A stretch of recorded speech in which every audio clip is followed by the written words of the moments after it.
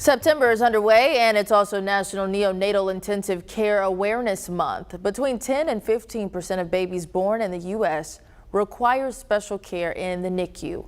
All new tonight at 10, Rachel Williams spoke with an Arkansas mom who spent more than 100 days in the NICU with her baby.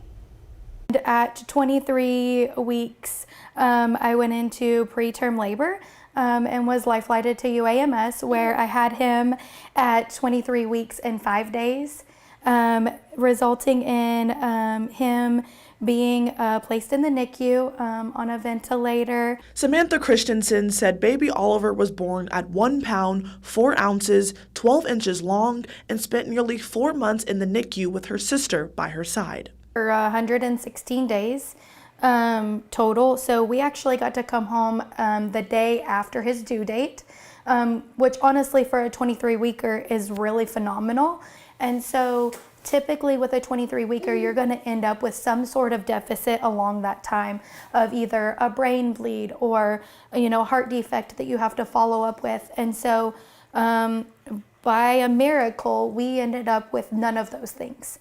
As of today, baby Oliver is healthy and only has trouble swallowing. His development, of course, was cut in half almost because of how early he was born. And so they suspect that throughout time will continue to develop. And then hopefully at one point we will be able to get off those thickened liquids eventually. Her sister Kim Christensen is a neonatal nurse at Willow Creek and says when a baby is born preterm, they normally will stay in the NICU until their due date. With the really little ones, especially under 28 weeks, hey, it's probably going to be longer than that, but it won't be any sooner. So at least you have that line of being it's not going to be before this, and then it kind of helps you put a timeline on things. For 116 days, the sisters were at UAMS in Little Rock. While in the NICU, Samantha noticed the majority of families in the NICU were not from Little Rock. They were from 3 and 4 hours south of Little Rock, even Jonesboro. There's a lot of families that get flown to that area just because it's the highest level of NICU is Little Rock.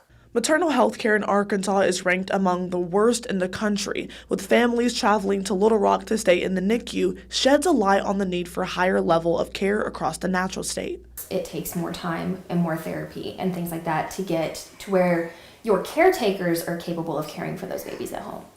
Because honestly, the consequences of prematurity can be pretty devastating and require a lot of at-home care. It can be a lot, especially like you're saying, rural, small town areas where maybe they don't have the medical education or the resources to do that.